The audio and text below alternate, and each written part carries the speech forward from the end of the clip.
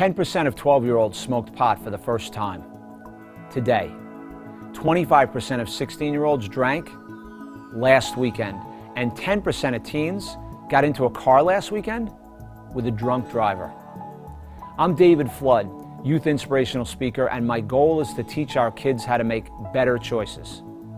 We hear all kinds of reasons why kids turn to drugs and alcohol. A lot of those reasons that people will tell you are about what's going on outside, like drugs are available, everybody's taking them, drugs are cheap, everybody was drinking, my parents drink, why can't I? The real reason, though, is on the inside. So I teach kids to take care of their inside first, and the outside will take care of itself. And taking care of their inside starts with them learning coping skills and how to be resilient when they are pressured. That comes from the inside. Teens today need to have this message reinforced over and over again at home and in school.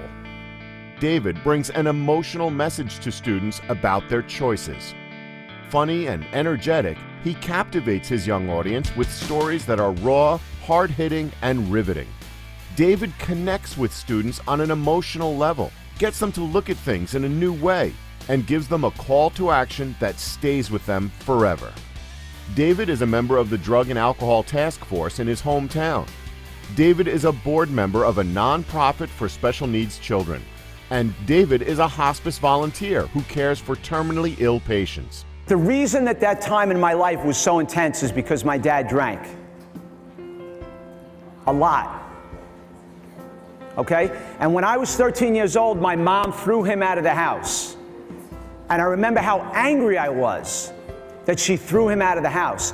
Even though his drinking was horrendous, how much that affected me. My brothers and sisters used to tell me that my dad slept on the wooden floor in the den because he had a bad back. My dad didn't sleep on the wooden floor in the den because he had a bad back. My dad slept on the wooden floor in the den because he was passed out on the wooden floor in the den. And I used to have to climb over him to get to dinner. And they opened the door to his room, and I walked in, and he was passed out, and he was soaked in his own urine.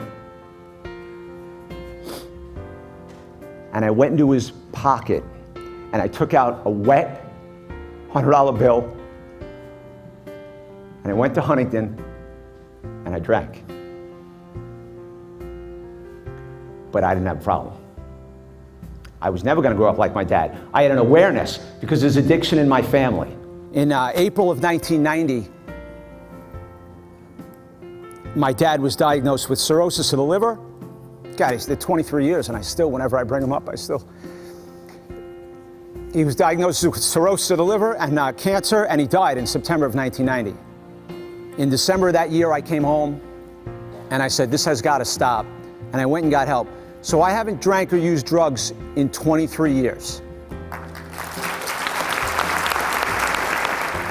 When deciding whether or not to bring a speaker in our school, nowadays we're trying to bring the right message and a speaker who can reach the students and/or families. So the messages are tolerance and/or anti-substance abuse, and of course a speaker who gives them themselves emotionally is usually one that's successful for us. Thank God that I stopped drinking and taking drugs, because there's no way that I could have taken care of my family or even had a family if I had continued to do what I was doing. I would be dead. And the second thought that went through my mind, that still goes through my mind, I think, is it possible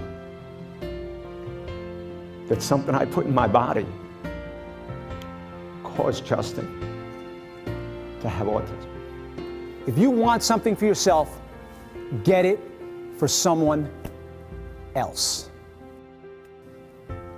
If you want to stay away from drugs, help someone else stay away from drugs. If you want to stay away from drinking, help someone else stay away from drinking.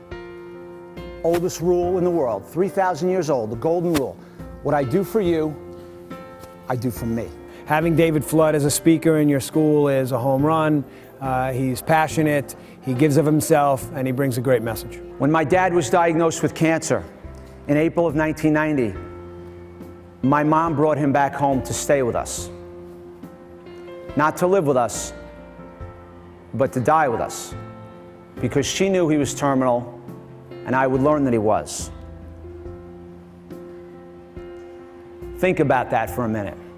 This man who treated his family horribly, even though he had a disease, horribly, the person that he hurt the most, the person that he did the most damage to, was willing to take him back in to her house with her son and care for him before he died. That, for me, will forever be the greatest story on forgiveness and love and understanding that I could ever learn or hope to pass on to anybody else. I reach and connect with kids on an emotional level where teachers and parents may not be able to. I do this by starting where they are and then taking them where we want them to go.